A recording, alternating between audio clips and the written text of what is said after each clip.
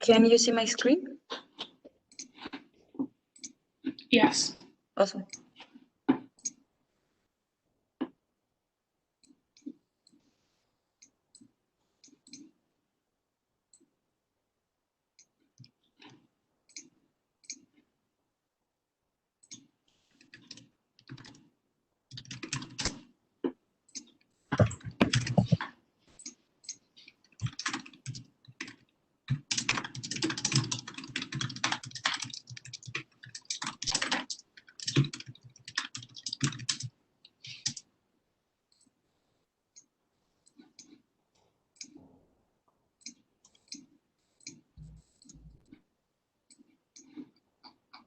So I'm not seeing Yanis online.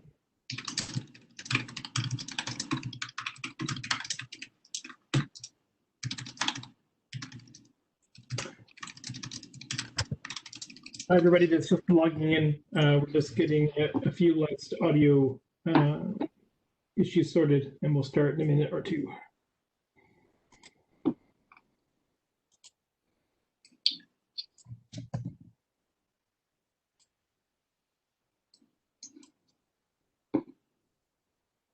Have we lost Rajislav?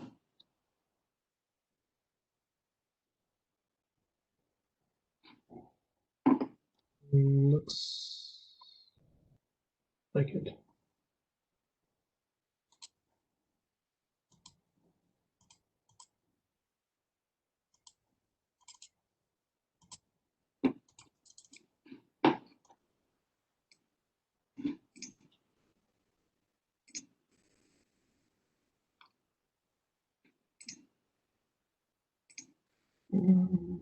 No, I'm not seeing him on there. Hi, everybody. We're just still trying to sort out one of the speakers' microphones. I see Radoslav back on the attendee list there. Great. And then you could help us move Rajislav over to presenter mode. He's back as an attendee.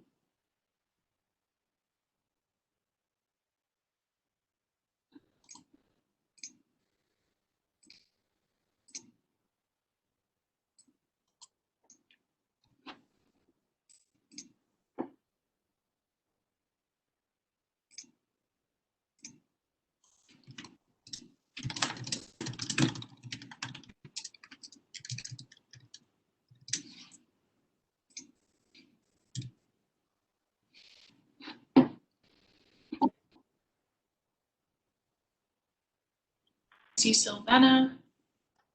Hi, Silvana. Can you test out your microphone? Yeah, I finally made it. I hope I was the only one having problem. We're actually having a few other issues thanks to everyone who's holding on the line. Great to have you here. Rajislav, we see you.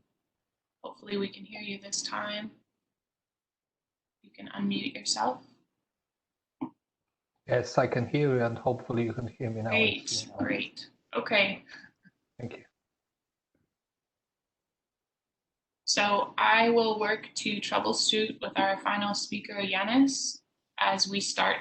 Does that sound okay as a plan, Jeff? Yeah, that sounds fantastic. I'll do a quick little intro here and pass it over to Savannah in a minute. Okay, Savannah, is that fine with you? Yes, it's a good time. Jeff, could you actually get closer to the mic? I don't know if it's just me, but I can't really hear you very well. How about now? Yeah, that's much better. Okay, great. So then if you could just start the recording there, whoever's on top of that, we'll get started.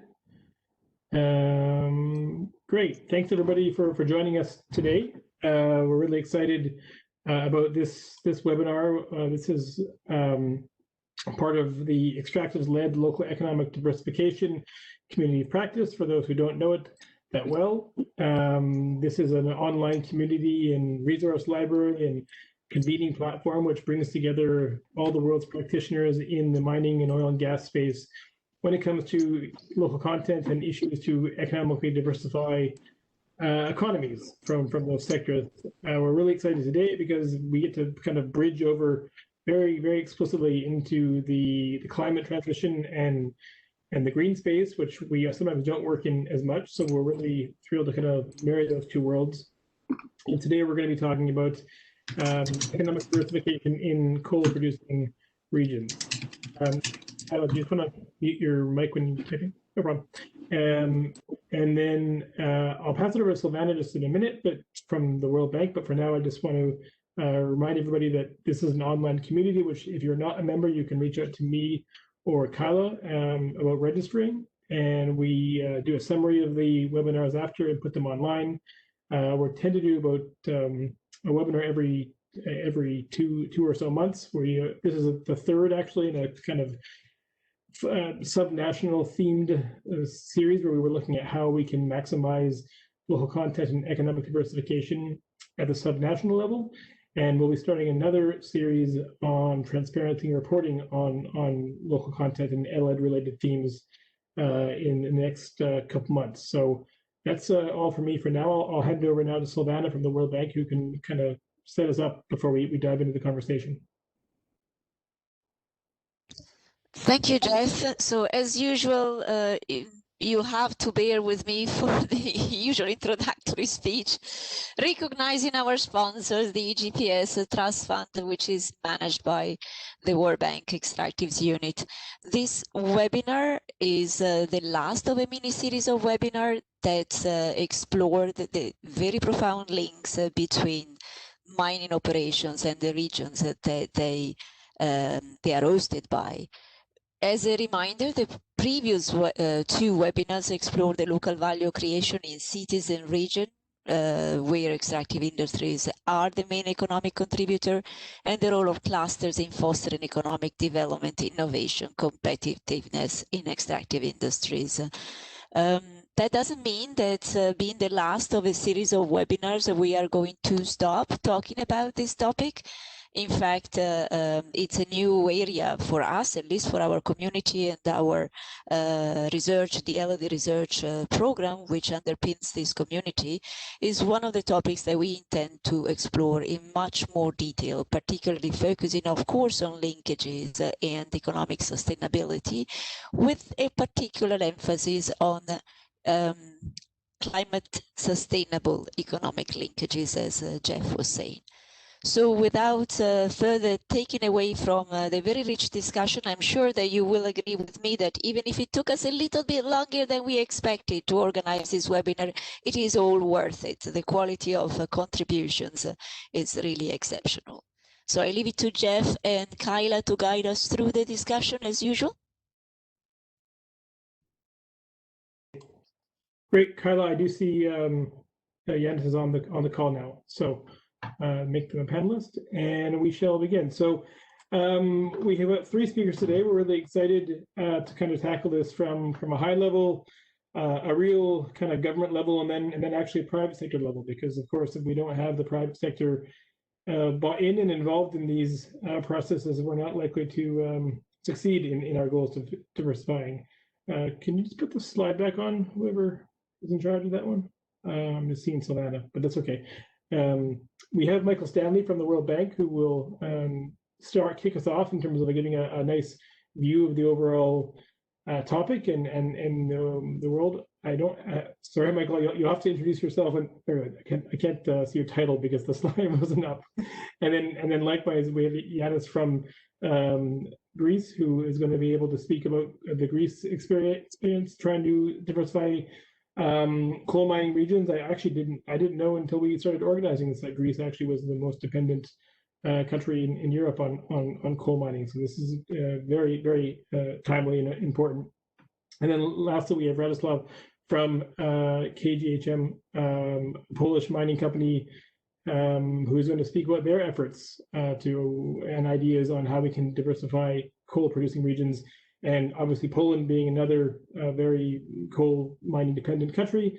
And of course, even though those are two examples from Europe, the dynamics are very similar around the world, and we have lots of developing country stakeholders who we hope can inform on this. And you think about countries like South Africa, for example, who also have large coal mining populations. So with that, I'm going to hand it over to Michael, and you can take us through. Great, thanks so much, Jeff. Let me just make sure you can hear me before I start waxing on here. Okay, great. So I'm Michael Stanley. I'm the global leader in the World Bank for our work on transitions from coal. I'm presenting today, but I have a very large team. I often recognize and want to recognize today Rachel Perks, who's based in Washington, D.C. She assists me tremendously she's a task team leader in many of our engagements, and she does a lot of knowledge management also and thought knowledge contribution. And then we have teams across Washington, Europe, South Africa, South Asia, and East Asia. So it's quite a big and broad group. And as Jeff said, there's a lot of coal in the world. Just to begin, I will tell you that despite what 9 out of 10 people report when asked, coal is actually increasing and not decreasing in the world today. And so this presentation shows the World Bank effort to address that problem. And already I'm having a problem because I can't get to my next slide. There we go.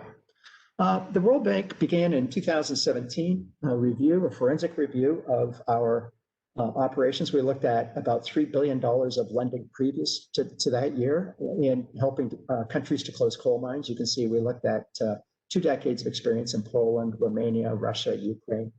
We also then looked at additional case studies where we were not involved in China, Netherlands, UK, and USA, so that we could draw lessons learned from our own experience and then make sure that those lessons aligned with the experience of others where we were not actually providing loans and assisting with coal mine closure.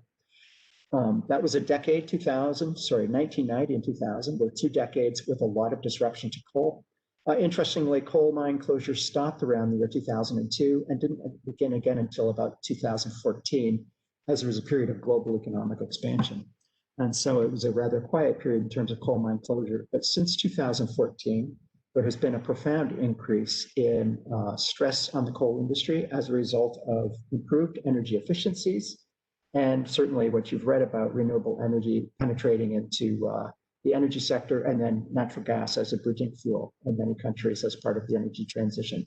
So in 2021, we have a great many coal mines that are under stress today. They're in loss-making positions. And certainly as this energy transition continues, they'll continue to be in loss-making positions. On the right, 2 important benchmark studies. The gray cover was a 2018 COP24 release, and that was Katowice, Poland. And that's where we put out an issues paper for a wide audience. And it has met with tremendous interest in kind of a global leadership. And then case studies in the lower right, which have been proven very valuable also. I think you've probably all heard this phrase, just transition for all. It has its origins back in the 1970s. It's mostly associated through the 1980s, 1990s with the formal labor movement, and very important contributions from the formal labor movement. So that if there were disruptions to jobs and people lost their jobs, that there would be a process in place to help them transition to comparable new jobs, that they would be consulted from the beginning, they'd be at the table, the decision-making processes. And it was a very important and helpful step forward.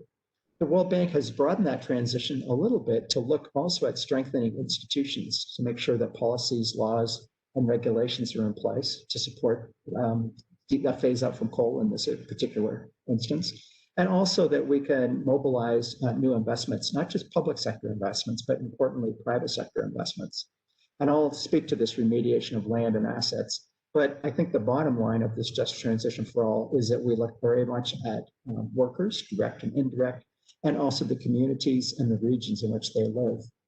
And overall, as one phases out of coal in a modern industry region, we want to ensure that there's a good socioeconomic transformation.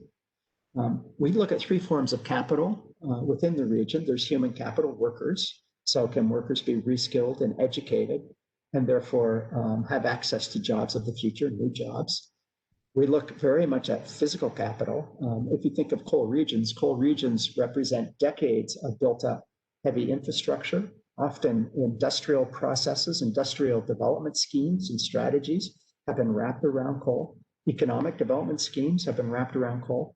And certainly energy, by definition, energy development schemes have been wrapped around coal. So there's a lot of built up physical infrastructure that in many ways is the backbone infrastructure of the region. And at times that's part of the sort of the nationwide infrastructure network.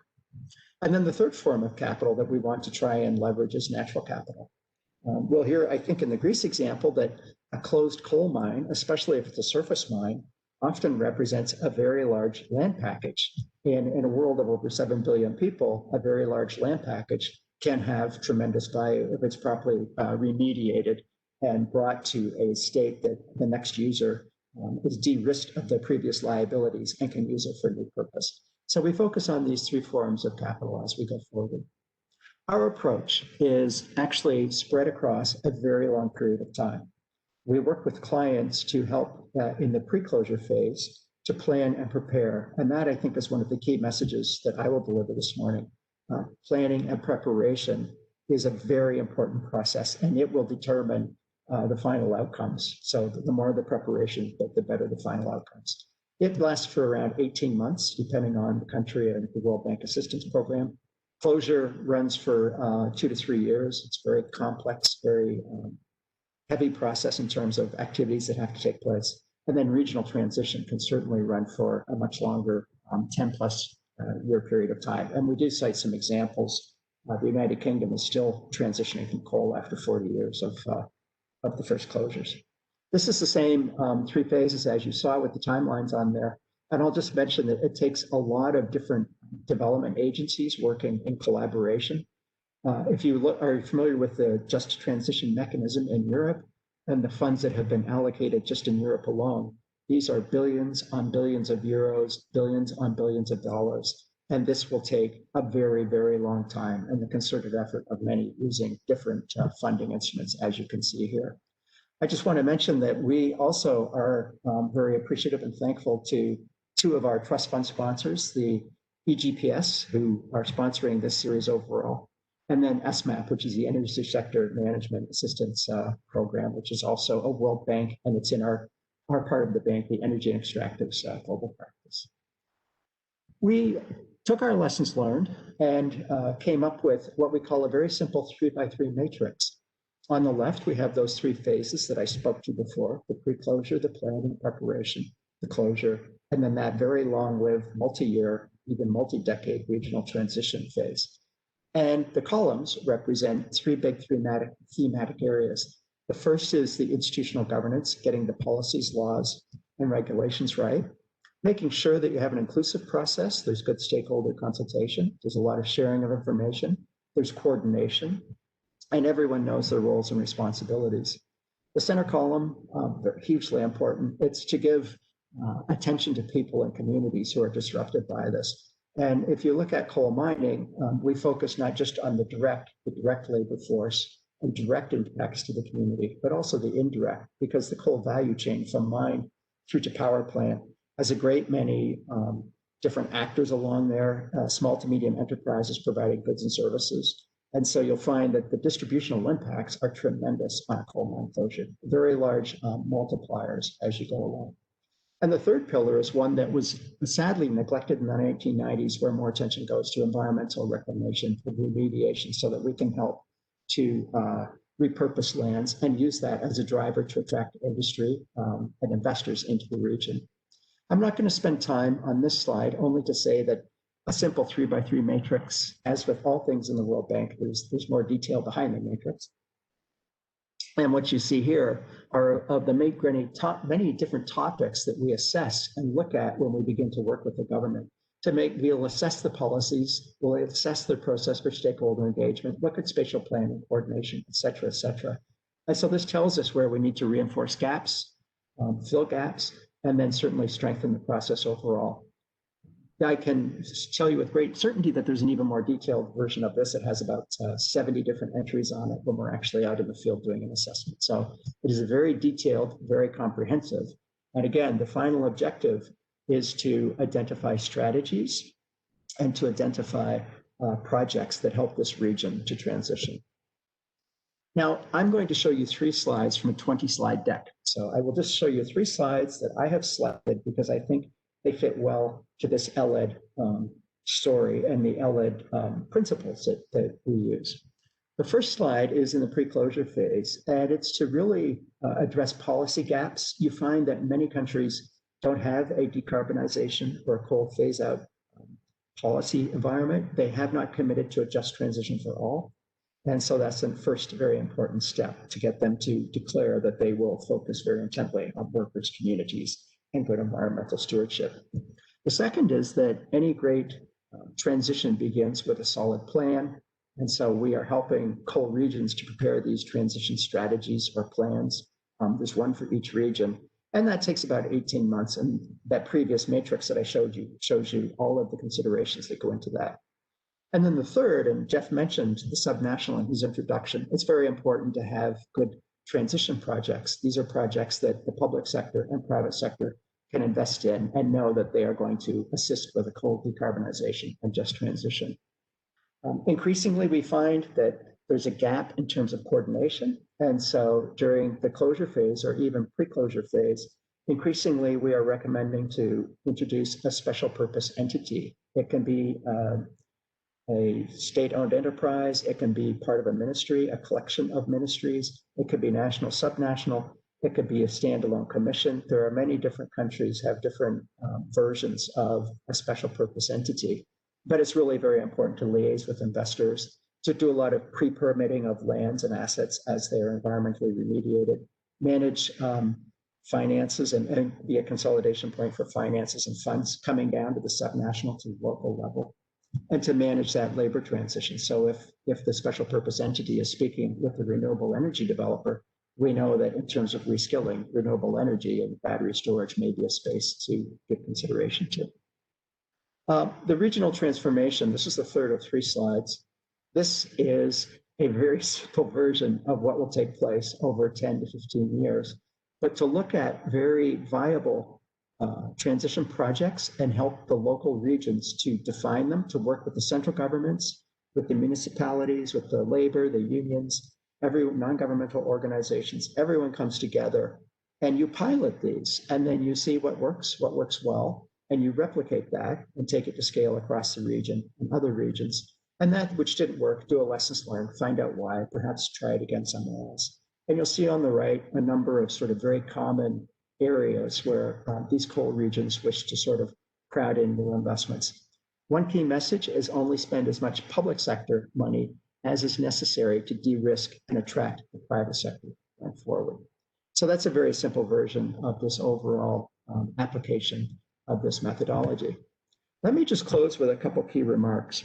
As I said from the beginning, planning and preparation, very important. To have a strategy, absolutely. And early on to identify these transition projects and to have the coordinating mechanisms in place to attract in the public sector as much as is needed, and then de-risk, pre-permit, and attract in the private sector as you go forward. There are a great many other dimensions, but I promised that I would just do an overview for 10 minutes, and I think that's probably my time is up, so I will stop there. Thank you. Great, thank you so much, Michael. We're just making sure we do have panelists set up, correct, Kylie? Michael, you need to change the presenter back to me. Thank you. Rajislav, let's have you present next. We're just having issues with our second speaker. So we'll just mix up the order a little bit here. Yeah, this is WebEx. Looks like they've changed their format since we last did a webinar. So we're the first time is a little challenge. So in that case, we'll hand it over to you, Rajislav. Yes, of course. Okay. Thank you very much. It's very nice to be here. My name is Radosław Żydok. I work for KGHM, Polska Miedź, which is Polish copper. So obviously we deal with copper most, but what you might find interesting is that it's a company with a very long history in many metals, and as you will see, a history ahead of us, and hopefully we can even help the coal miners. But let's not dwell into this too much. Please, next slide. So just a brief introduction about our company. 80% of our operations are in Poland, but we also have mines all over the world, as you will see in a moment. We produce more than 700,000 tons of copper. Also, silver is our very much interesting product. Next slide, please. Here is the map. So apart from Poland, we operate in the United States, Canada, and Chile. As I said, obviously copper is the most important thing we mine, but we are at the same time second biggest silver producer in the world. Next slide, please. And obviously mining and smelting, because we are fully integrated metal producer, is a very emissive industry. And of course, also very energy intensive. So from this point of view, we are aware of our carbon footprint, our environmental footprint, and one of our strategic directions set in our strategy is the ecology. So we are trying to decrease our impact on environment, and especially in terms of energy, we have a goal set by 2030 to reach 50% of coverage of electricity consumption from our own sources, mostly photovoltaics. Next slide, please. Next slide, please. So obviously we are trying to fit in.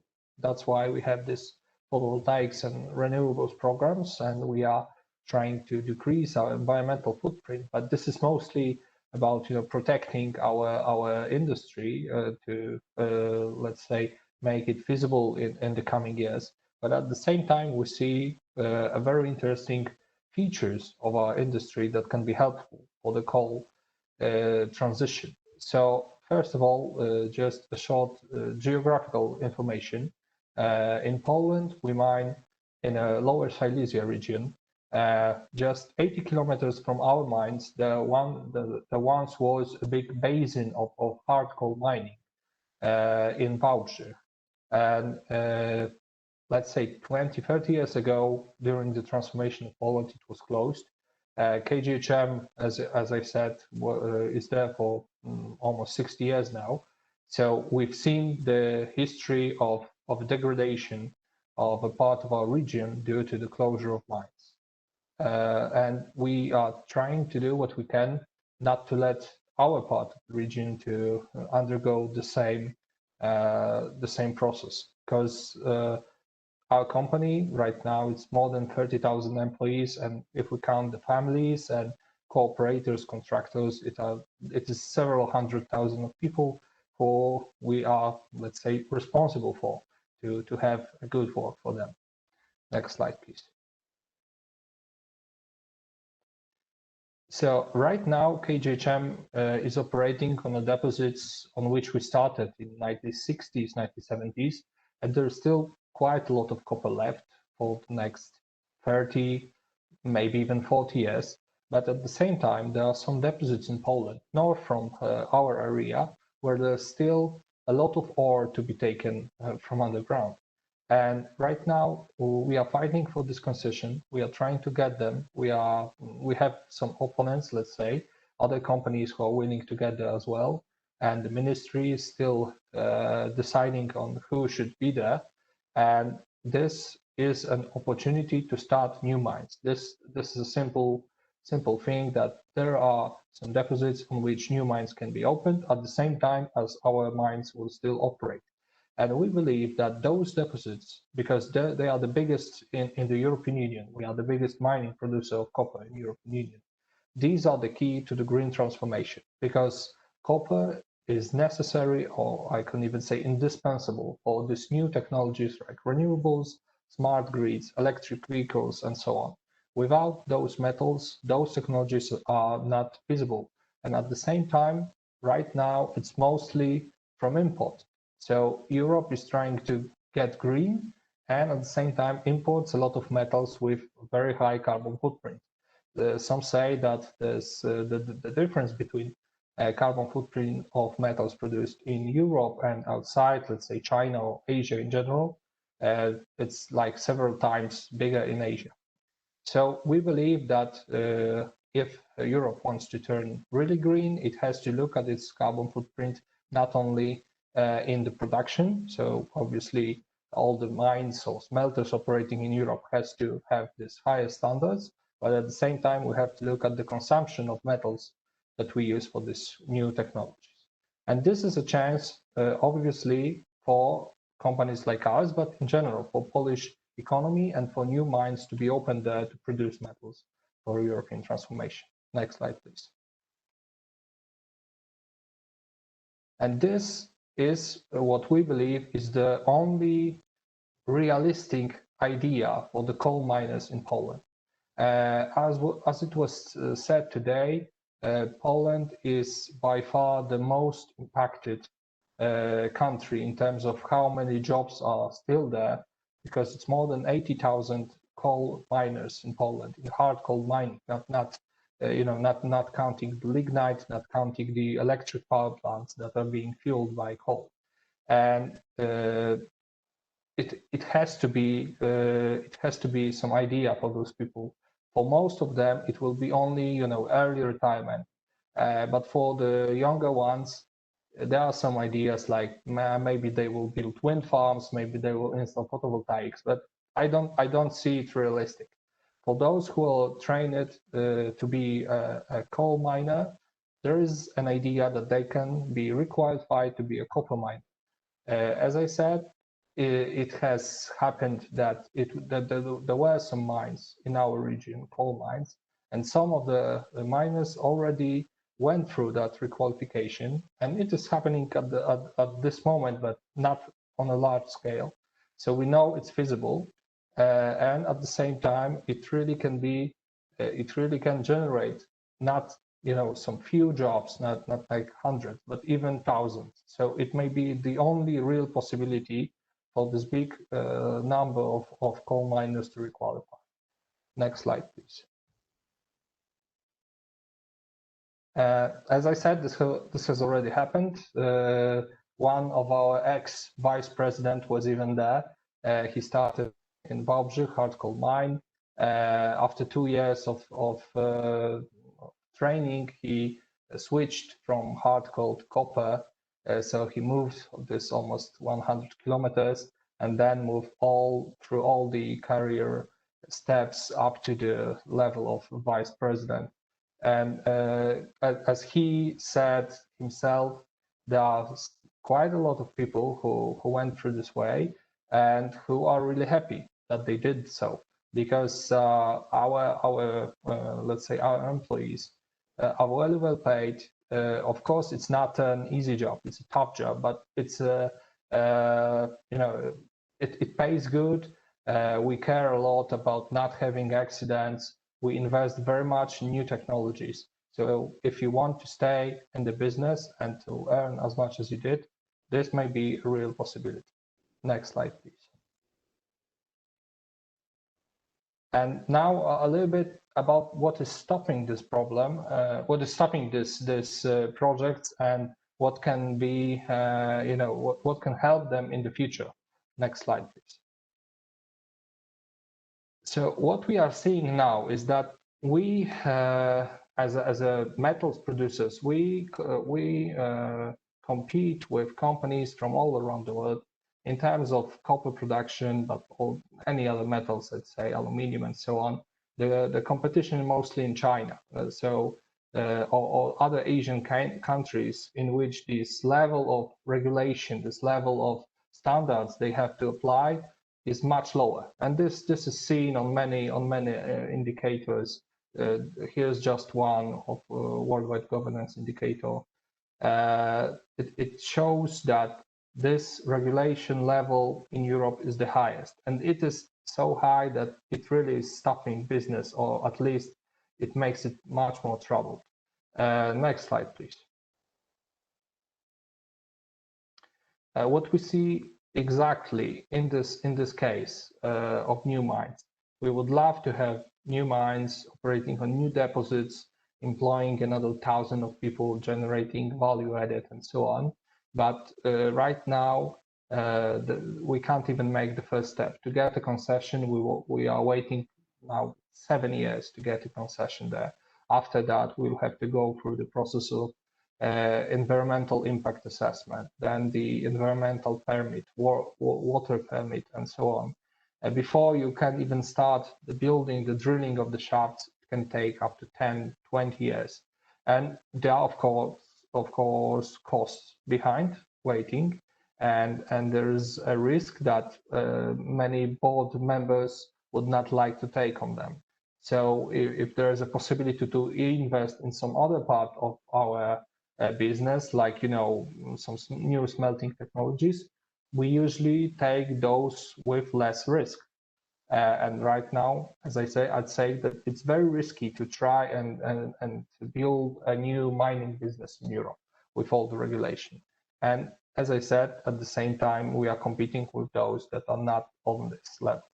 So if we want really these new investments in mining all over the Europe, it's not only a Polish thing. We need to change the approach to mining, not treat it as you know, as an enemy of the environment. Because sometimes I see those voices of NGOs or even some academia people who are saying that we don't really need mining now. We can get everything we want from recycling. And it's not like this. There's not enough of metals going around in the cycle. Next slide, please. So what do we need as a summary? We believe that if the Green Deal is to be achieved and with you know, all these just transition ideas, it has to base on the idea that not only the production within Europe has to be on this very high standard, but also the consumption, so the import should be subjected to the same regulations and the same levels of standards. And obviously, European companies need to get the support, the financial support for the transformation phase, because the switch of technology, let's say for our underground machines, if we were to change them from diesel, which they are right now, to, let's say, battery-powered machine, it will be billions of euros to get through this process. And obviously, all these complicated administrative proceeding has to be faster. Next slide, please. Thank you very much.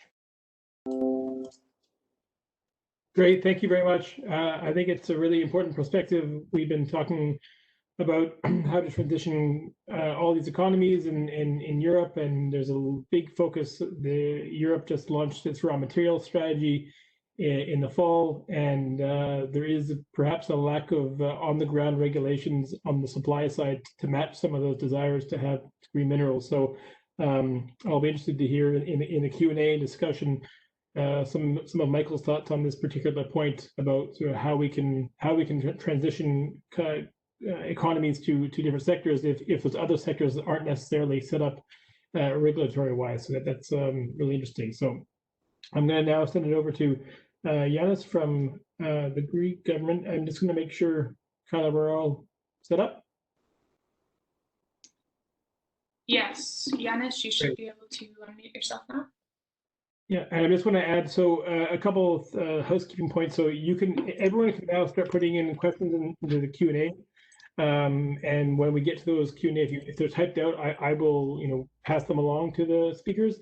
But you also have the function to raise your hand, and if you raise your hand, then they'll be able to unmute you, and you can ask your question. It's always nice if some people ask their question verbally and not just in the chat. But either way works, and we're excited to hear your questions from our practitioner audience today. So I'll hand it over to you, Yanis. Hope.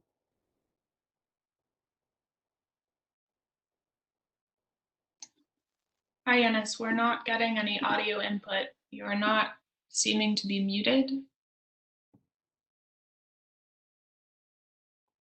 There may be a microphone issue.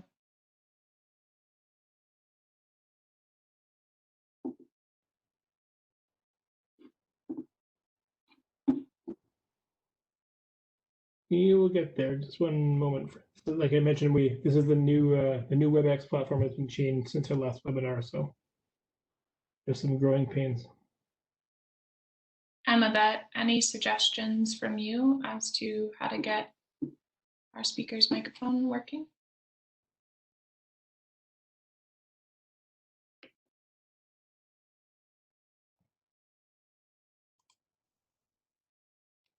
Oh, you can't see. You want See to you. unmute?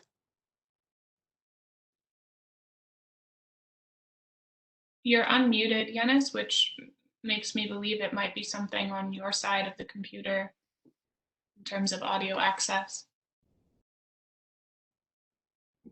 Maybe try going to audio video on the top of your screen there. And there's a speaker and microphone settings. I want to give that a shot. I would joke it's 2020, but now it's 2021, so. Pieces.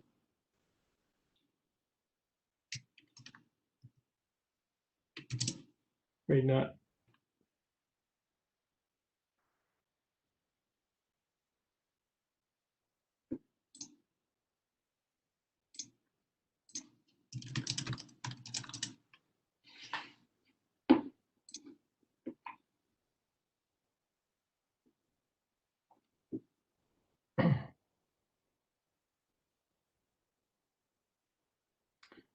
Have you been able to,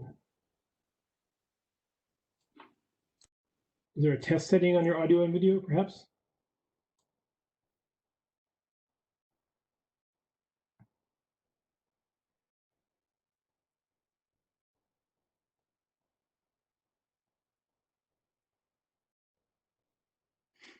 Well, we'll get there. Maybe rejoin again.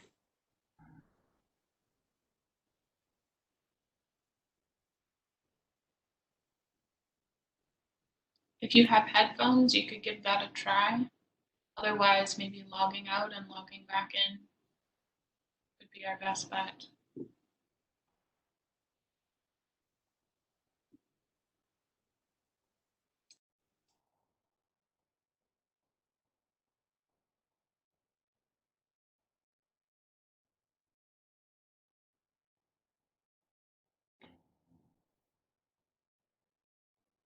Sorry, friends. We'll hopefully get this sorted in a minute.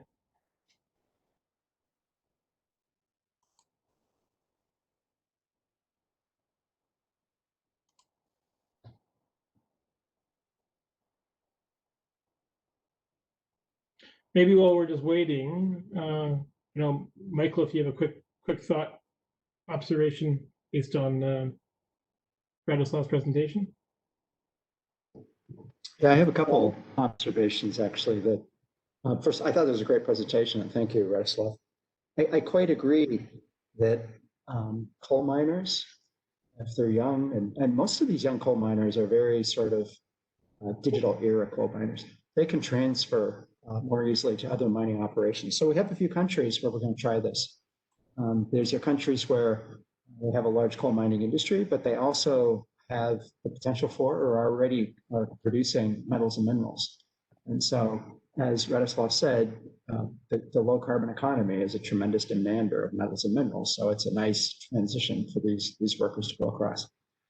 On permitting, this is a very complex problem. And I quite agree with Radoslav's point that if you are producing metals and minerals to a very high regulatory standard, you want to ensure that other metals and minerals that come into your country or your region that are embodied in consumer goods and other things are also produced to a regulatory standard. And I will just tell you that on one particular issue now, which is carbon, I think you are going to see a world in a couple of years where carbon tax adjustments, border tax adjustments are likely in some places, right? So if you are importing to North America or to Europe car parts from another part of the world, and they are still running on coal-fired power to make the steel and the car parts, I think you're going to see that there's going to be a carbon tax adjustment placed on those goods, so that starts to level the playing field in terms of the energy and the green energy that goes into those materials. And then one final thought on permitting is that we find even to close coal mines, most countries have a lot of regulations to open coal mines and very few, if any, regulations on the closure of mines. And the regulations that they do have tend to say, put it back the way it was in 1956, right? Which is not necessarily what the region and the community need in 2022. And so we spend a great deal of time now looking at policies, regulations, and adjusting those to try and modernize those so that you can reuse those lands. And then if you look at my slide deck, we spend a lot of time trying to get environmental remediation so that badly degraded coal mine lands can be brought back to a standard that they're not green, but they're a lighter color of brownfield, and then they can be repurposed to new investors. So it's a de-risking exercise. But Poland is a perfect example of just transition, going from one industry to another and making use of the human capital that's within it. So I thought that was a great presentation. And I will admit, I did not know Poland was the second largest producer of silver in the world. I've been texting that to several colleagues since the presentation. So thank you, Radoslav. Great. Thanks for your initial thoughts. Let's now hope, Yanis, can we try again?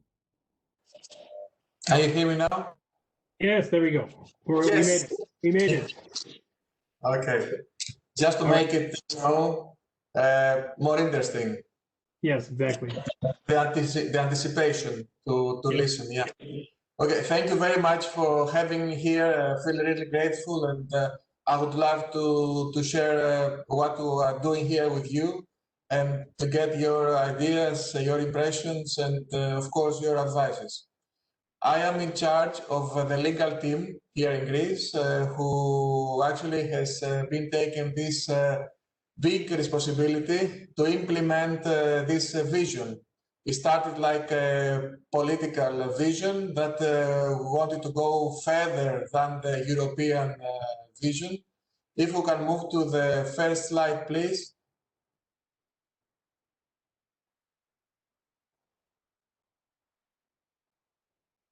Yes. So this is what is happening. I mean, we have the National Energy and Climate Plan, according to which the government is committed to decommission all lignite power plants by 2028, with the majority expected to take place by 2023. So the goal is to support the local economies and employment, because you understand that there is a big problem there, because they're completely focused on this lignite production. And now we have a very big impact on environmental issues, and we want to minimize these environmental problems during this transition. So if we can move to the next slide, please. Like was said by Jeff earlier, Greece is one of the most affected countries by this transition. We can see in these maps and the figures that is one of the countries that they have a lot of mines, local mines, and lots of people who work on them. And we have a big negative impact on local employment during this transition. And the negative impact on local communities is going to be exceptionally large. So as a matter of fact, Greece is one of the, if not, is one of the most affected areas of Europe. If we can move to the next slide, please. Our basic principles to underline our vision for the next day is that we have to focus on labor-intensive industries so that we can create new job opportunities for local communities, to leverage the innate advantages of the affected regions, to ensure a speedy transition. We want to create what we call as a short, sharp shock, So this is not going to last long, and it's going to have a positive effects sooner than later. And to promote, of course, social and environmental sustainability, and to integrate modern technology and promote entrepreneurial spirit. This is totally in line with objectives of the EU towards smarter Europe, towards greener Europe, more connected, more social, and closer to its citizens. If we can move to the next slide, please. Our Greek version of this transition model is based on 5 pillars. One is clean energy, the other is smart agricultural production, sustainable tourism, of course, since we're talking about Greece, industry and trade, and technology and education. And of course, in order to achieve these pillars, and you can see this construction here, which looks a bit like the Parthenon. It's the new age Greek Parthenon. It's got to be based on physical and digital infrastructure, which we have to create. It doesn't exist. Reskilling of human capital, guidance for entrepreneurship and incentives, and land repurposing. If we can move to the next slide, please. So the main goals to promote, actually to achieve the goals, the main means to achieve the goals for this, what we call next day, for the transition, are going to be private investments, public investments, and public-private partnerships. If we can move to the next slide, please. To give you an idea of the regions we're talking about, this is the regions of Western Macedonia, that's northwest of Greece, and the other region is in Peloponnese, but let's talk about Western Macedonia first, which is actually south of North Macedonia, the newly named country. If we can move the next slide, please. So we have a vision for Western Macedonia. The current situation is in 2020, we have a lignite-based energy production, a very limited industrial activity, underutilized perspective of tourist activity, and there is a focused production of PDO products. And our vision is clean energy, and we want to create a research center and to produce electricity from photovoltaics up to 2.5 gigawatts. We want to create a modern industry and transit center in the Balkans, to create a specialized tourist destination and dynamic crops for exportable products. I guess that nobody of you have heard Western Macedonia as a tourist destination before, but we want to create it as a new tourist destination. So if we can move to the next slide, please. We have already interest for 11 major projects, estimate to mobilize about 2 billion investments in the region. We talk about photovoltaic parks, hydrogen production units, energy storage facilities, and energy research and technology fields, industrial parks, waste management units, biomass processing centers, smart agricultural production units, wine tourism ecosystem. It's one of the regions that wine cultivation is mostly advanced, and we want to make use of this innate advantage of the area. And want to also create state-of-the-art physical rehabilitation clinic. If we can move to the next slide, please. The other region that is heavily affected by this transition is Megalopolis, right in the center of Peloponnese. If we can move to the next slide, please. Again, our goal for Megalopolis We're going to diversify the energy production because now it's solely based on coal. And we have also a natural gas unit, but we want to create 1 gigawatts production sites of photovoltaics to restart industry, which is completely absent from the region, and to make it an ideal destination like it should be for those looking for adventure, because it's an extremely beautiful region, apart from, of course, the lignite sites. And cultivation for exportable products and development of feed and livestock production. And if we can move to the next slide, please. Again, you can see it summed up here, what our vision consists of. Photovoltaic parks, pharmaceutical industry, intelligent livestock, original adventure, entertainment, education, theme park, and other public investments. Since this area is close to the capital of Greece, Athens, we want to attract creation of installations for hosting large public administration centers. So we want to invite public investment there. So if we can move next, please. We have actually found out that we can create employment for the directly affecting the locally unemployed workforce, which is going to be, we hope it's going to be huge. We estimate that the vacancies that are going to be created from this transition, the job losses, they're going to be mitigated by the jobs that are going to be created.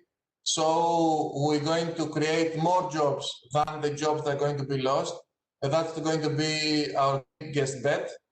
And would like that's one of the reasons why we want the whole process to go as fast as possible.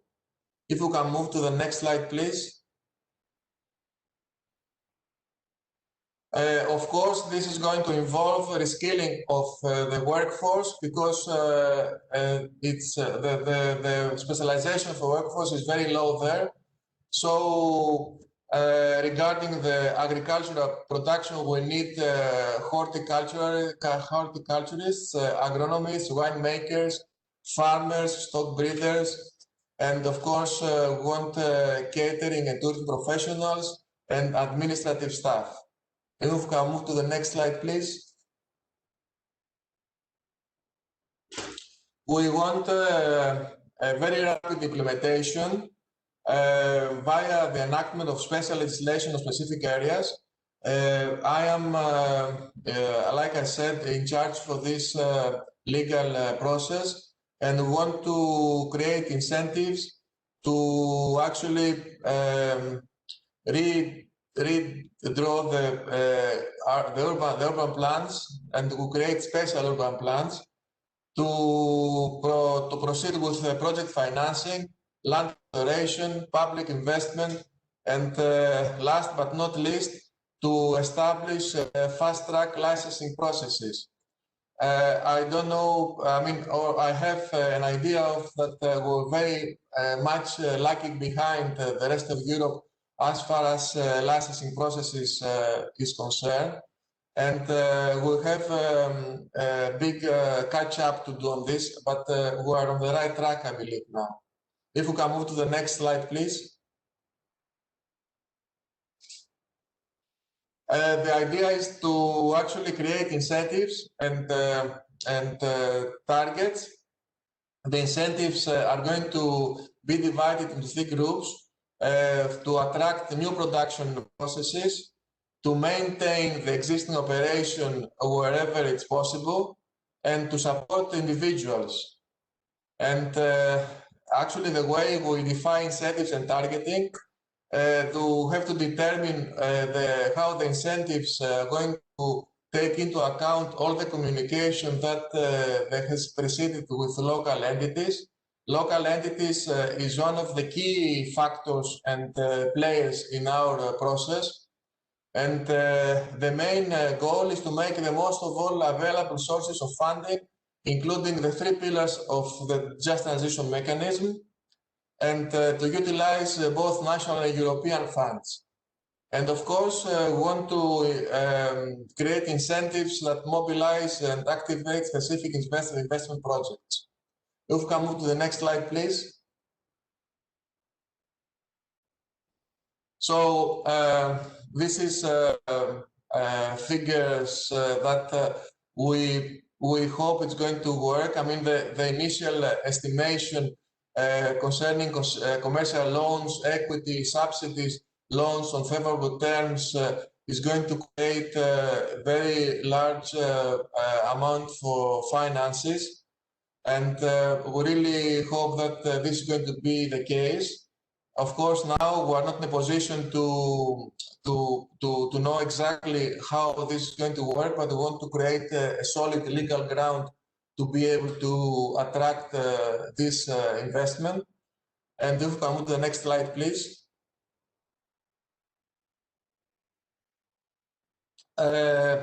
Actually now, to give you an idea of what we are doing right now, is that we are in the middle of the preparation of the territorial plans that, as you probably know, are a prerequisite for the regulation for the Just Transition Fund that has been just been proposed to become a European law. And in order to be able to apply this regulation, we have to prepare these territorial plans that they're going to be for Western Macedonia and Megalopolis in order to utilize the funds from the Just Transition European Fund. And of course, we have to focus on the transition procedure, on the challenges, on the governance. These are the three main topics that we work on. And for the time being, we are in the process of public consultation regarding these territorial plans.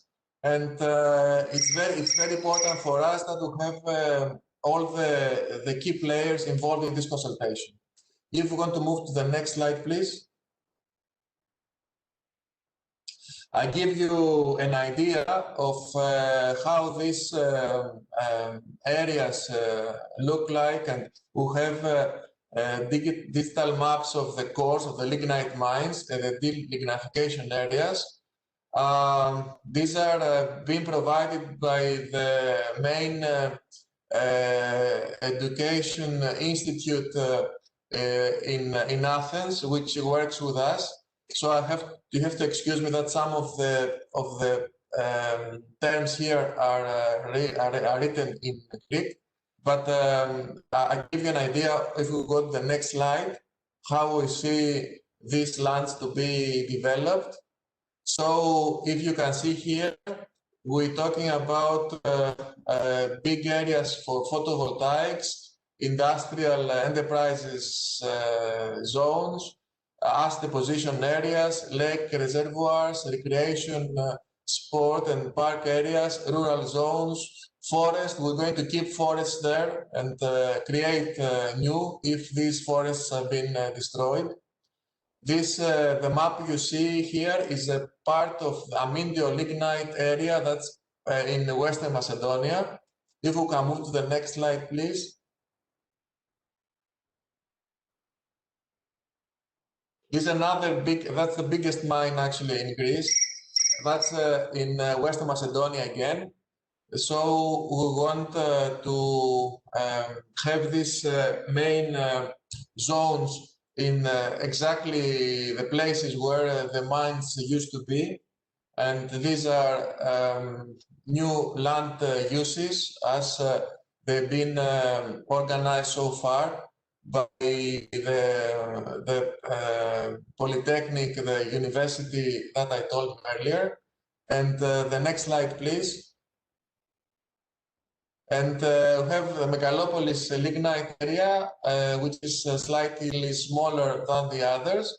And by the again there, we have all these new land uses regarding photovoltaics, industrial enterprise zones, lakes, recreation, sport park areas, rural zones, and forests. I understand that this is a very ambitious plan, but we try to organize the structure. And if you can see here, the structure is under the government, and it's we believe it's a tightly organized structure which involves both the public and the private sector. The core of this structure is like you see the JDDP steering committee under the presidency of ex-minister Kostis Mousouroulis, and I'm in charge of the legal experts committee, which provides legal texts to organize this vision and make it into legal praxis, like we say, to create a solid legal ground for the vision to go on. The new development that is interesting is that we're going to have a similar territorial plan for the islands. So we're not going to talk only about Western Macedonia and Peloponnese, but we're going to have the non-interconnected islands on board on this movement, because the islands, as you probably know, some of you that have visited them, are totally dependent on oil to produce electricity and cover their needs. So we're going to create green islands, totally dependent on renewables and being interconnected. Because one of the reasons that at present so relied on oil is because they are non-interconnected islands. So as you can see, we have very big ambitions. We hope that with your cooperation and with the help of everybody concerned, we're going to achieve them. Thank you very much, and I'll be very happy to answer any of your questions. And actually, this is one of the pictures that we got with Green Project non-governmental organization in South Africa. It's important to see that we have here a thermoelectric power plant that has been transformed into an art space, and it's a symbol of the fall of the apartheid in Soweto, Johannesburg, because it used to provide electricity to another region of Johannesburg that was white people living, while polluting the area of where the blacks used to live. So I want to see this as a symbol for this new era that we're going to create. So everybody is going to be actually, happy with the result. So thank you very much. Thank you so much. Really appreciate you laying out what are quite ambitious plans, and I think that's sort of they have to be ambitious. If they are ad hoc and small, they're not likely to succeed. And I think Michael can speak to that as well. We do, as a reminder, it would be great if people can have their questions typed into the chat, but also, again, you can put your hand up, and then we can have your mic will be unmuted. But while we get that sorted out, I have a couple of questions coming in. Maybe I'm just going to have to call on you, Michael, on your initial thoughts on all that too.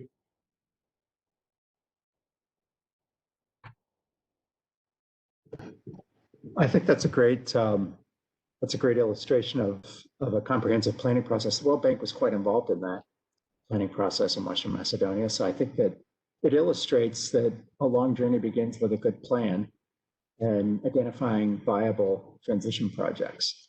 And I think that Western Macedonia, I want to recognize the consultative processes that have been used. Lots of stakeholder consultations, lots of reaching out to different groups, hearing from different groups. Really a terrific sort of inclusive process that's been undertaken. One of the issues that, or one of the challenges outside of Europe is that Europe benefits tremendously from this new Green Deal and the just transition mechanism. Territorial plans get funding through that mechanism.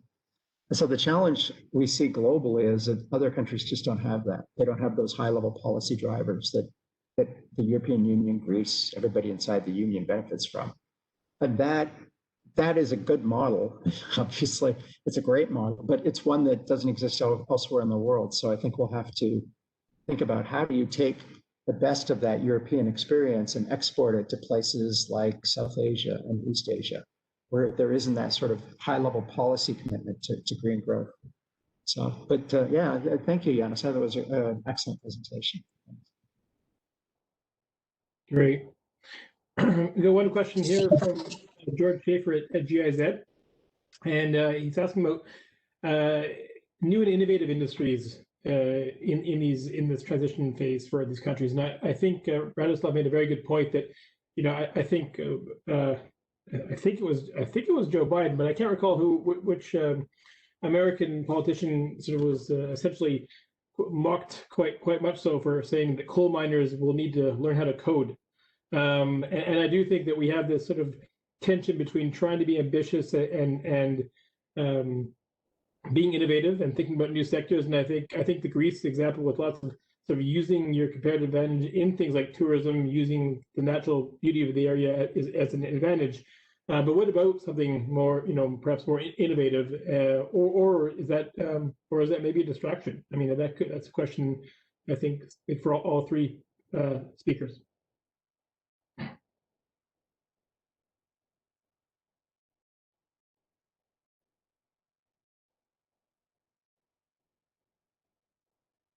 Someone jump in?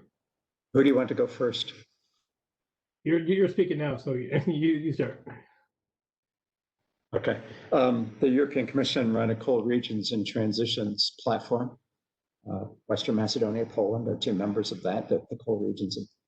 And I think you'll find that they really emphasize innovation and technology and crowding in small to medium enterprises, startups, new industries in these coal regions. Italy has been especially successful in this regard, making use of innovation. And then the other one that might surprise, I mean, Germany, obviously, I think, should say obviously, Germany also tremendously successful in bringing innovation and institutes and learning facilities and things into these regions as ways of kind of incubating new ideas. The other part of the world that does this quite well, which most people don't know, is China. And so China also, lots of technology innovation is happening out in Shanxi and Inner Mongolia and these other places that produce a lot of coal. So it's really a key, crowding in diversity, young people. One thing I'll mention about Katowice, Poland, which maybe Radoslav will also mention, is it is a cultural capital of Europe in terms of diversity of arts, culture, industry, engineers, scientists, ballet. Everybody's in there too, and it's a very dynamic environment. Katowice, which was the COP24, home of COP24 meeting. So that has proven to be a tremendous driver for socioeconomic transition and regeneration. I'll stop there.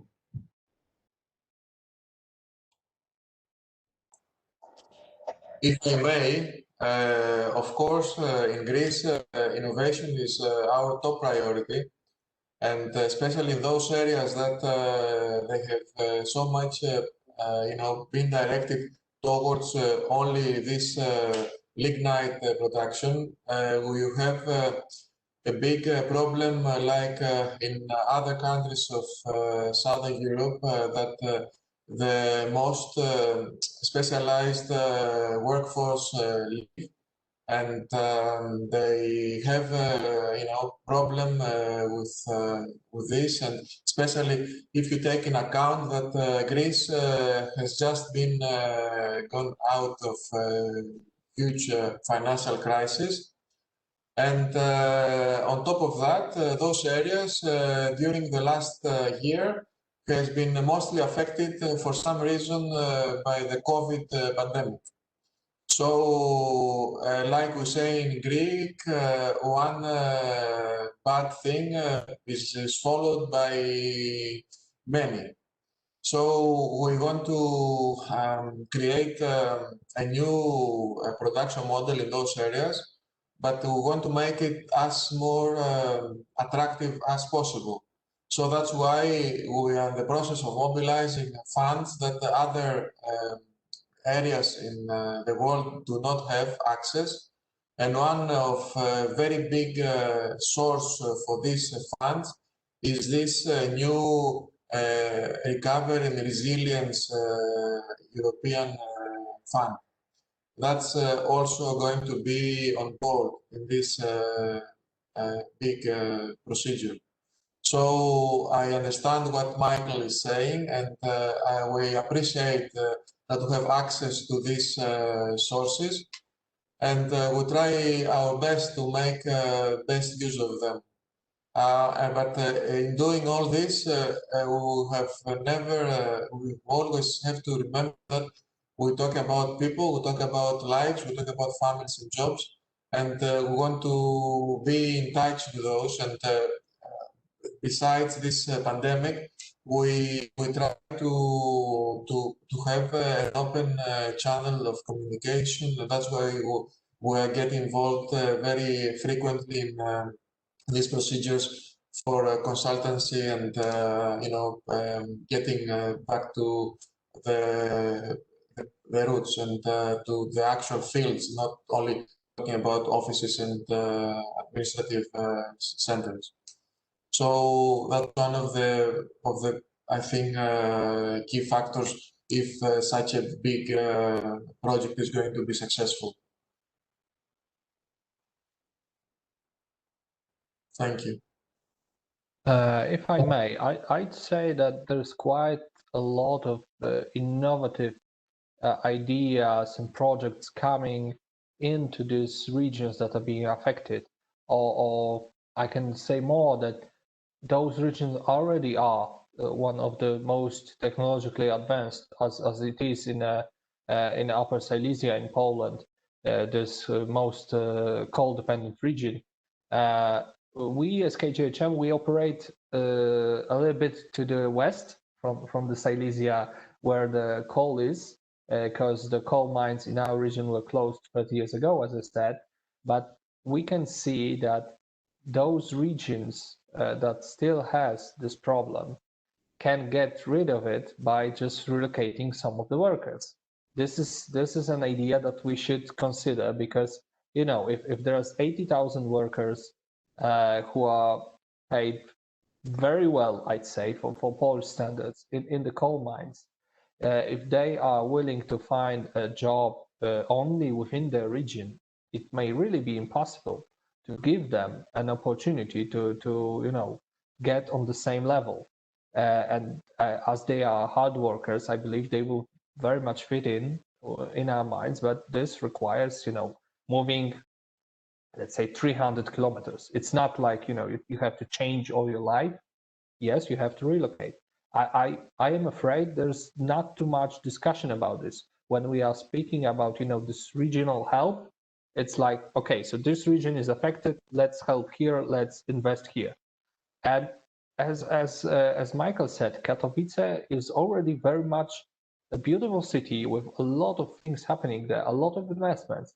And I'm not really seeing a possibility to get some new factories in there or something like this, to get the jobs in there needed where the mines are right now. Of course, the mine in Katowice is closed, but within 10 kilometers from Katowice, there's quite a lot of mines still operating, and this is one of the densely populated region in Poland. And at the same time, in our region, Lower Silesia, there's quite a lot of new investments, let's say batteries for electric cars. LG is just opening a new part of the factory, and this is taking in thousands of workers. Obviously, this is not the same. This will require this will need a requalification, but this is a good opportunity. I believe ours is even better, but it's not yet there. And there was a question in the chat, I guess, or during today's meeting about on where we are on this road. I'd say that for Poland, we are very much the beginning of the road, and we still have a few years to plan this, because we have a very strong trade unions within the coal mines who are speaking right now, discussing this transformation plan with Polish government. They are willing to work as long as they can, but I believe in the next decade, in 2030s, this process will have to be underway. And this is when the new copper mines can come in if we are being helped, if we get the support needed. Great. I think it's a very good point, and that's lost. I'm from Canada, and there's always this concern about ghost towns about mining, but in some ways, it's not the end of the world if a mine is there and people recognize from the start that it won't be, it won't stay a town forever that size. So it is a really good to include that as well in the discussing the options and not sort of make that a faux pas to talk about it. If I may, actually, because this is a dynamic process and it's very easily outdated by what is happening, I would like to share with you some recent developments that we have. And unlike what Radoslav just said, here in Greece, we don't have such big problems with trade unions. I think that the PPC, who is the owner, that's the Public Power Corporation SA, who's the main producer of, if the only producer of electricity from the lignite, is mainly a publicly owned company and is on board with this procedure because, as a matter of fact, doesn't make any financial sense for them to continue creating power from lignite. And talking about this, we have this plan that recently been materialized, that the BBC, as the owner of the lands, is going to transfer these lands to the state, and in return to this transfer, is going to be released from its obligation as a polluter, pays principle. And we in the process of estimating what's the economic value for all this rehabilitation of the lands. And we want to make this exchange between the lands and economic obligation, so that the Greek state is going to be in charge of how these lands, these vast areas of land are going to be redeveloped, and have the PPC SA by our side. So that's the really recent development in this long process. And I just wanted to share it with you and to ask you whether there is anything similar from your experience happening in any other place in the world, just to know, or if we are the sole example for such an idea of exchange.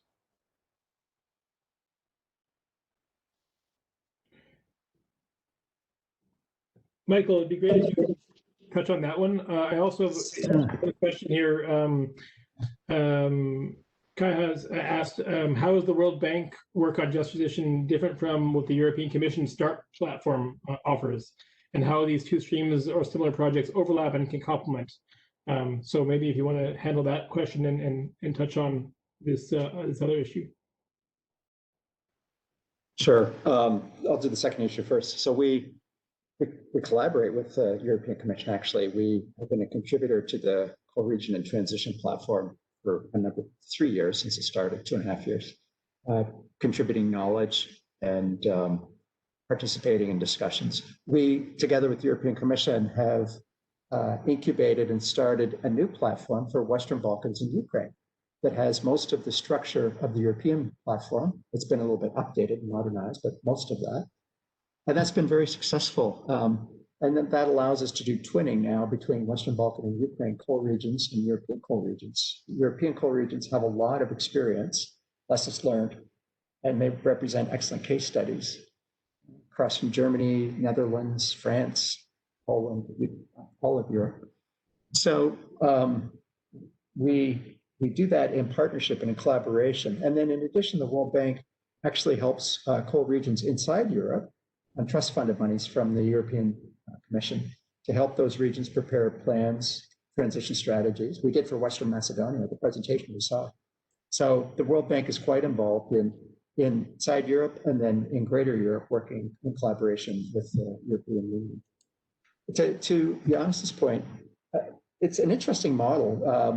This is what we call a special purpose entity, which means that you have the reality is in many parts of the world today, coal mines, when they close, are closing before their end of life because they're reaching bankruptcy. So they don't have the funds and the resources and frankly the time to do proper remediation. And so a special purpose entity, as Yannis described, can come in. It could be a state enterprise, it could be a fund, it could be many different sort of structures. They assume that property, those lands, they do environmental remediation, right, to some new purpose. They pre-permit, and then they put that back out into the private sector through auction. Germany, there's some business parks in the former GDR in East Germany are a great example of that. Poland has SRK, different results in Poland. So, but I think Yannis I think that, it's good to test these things and to see what is going to work, because it will take many different solutions. And so, I'm interested to hear more about that approach. And I had not heard that previously, Western Macedonia. I'll stop there. Great. I got that's really helpful. Another question here from our friend Lizanne at the OECD, and she asked a question for Radoslav about the advancements in digitization and automation in mining, and how that may reduce the potential for workers in mining to switch to other mining operations. So already we know about the potential impacts of automation on direct jobs in mining, that also then in theory can make them less employable in the new copper mining or whatever mining it might be. So Radoslav, do you have some thoughts on that question? Yes, thank you. So our specifics, because we are the underground mining in Poland, and the specifics are that this is a very, very difficult area for new technologies to arrive. First of all, you have to know that the temperature down there is over 40 degrees Celsius, and the humidity is almost 100%. And our ore is sulfuric, which means that the air itself is corrosive. So actually, no electronics likes such environment, and it really means that it is very difficult to apply new technologies based on information technologies. So we are struggling to to bring in some drones to at least do some modeling of the shafts and so on, and to build a successful communication based on wireless and so on, or radio communication. It's almost impossible. And without such basic information infrastructure, you can't even think about automizing and make the machines running on their own. So it's not really feasible within the next 10 to 20 years to start thinking about some autonomous underground machines making the drilling and then putting in explosives, then taking the ore to the shaft and so on. This still has to be operated. What we are trying to do is protect the miner as much as possible. So all the cabinets of the machines in which the people sit are very strong. They have air conditioning and so on. So we just hope that those guys going down there won't feel as they are within this hot and humid environment. And really, it is at least 20 years before we go into some autonomous machines working underground. And still, there'll be quite a lot of work that needs to be done by people. And there is no mining without overseeing. You have to be there to know it. But the biggest let's say, the biggest threat for miners is obviously collapsing of rocks. And our overseers, they just know how to touch the rock to know if there's a possibility of rock collapsing. And there is no machine that can do it still. I know that this may sound like magic, but this is really skills and knowledge that can't be yet, maybe in the future, hopefully, but right now it can't be transmitted to any machine that will work good in such environment. Great. Thank you so much. Actually, we run out of time. We tended to always run out of time because, again, we have such great attendees that they have great questions, and there's too many to fit in. So what we're going to do is we post a summary of these e-discussions on our community of practice, and then we will follow up with some of the individual speakers to make sure that their individual questions are passed along and answered. Because we'd like to keep this discussion going, and also for people to log in and be more active on the actual community of practice itself. Like I mentioned, we'll be looking to have another webinar in a month or two, which will start off a new series of kind of themed webinars.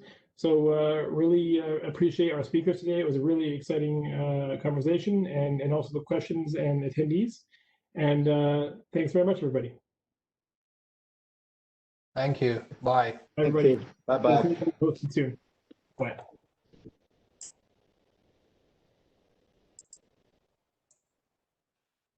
Thank you very much.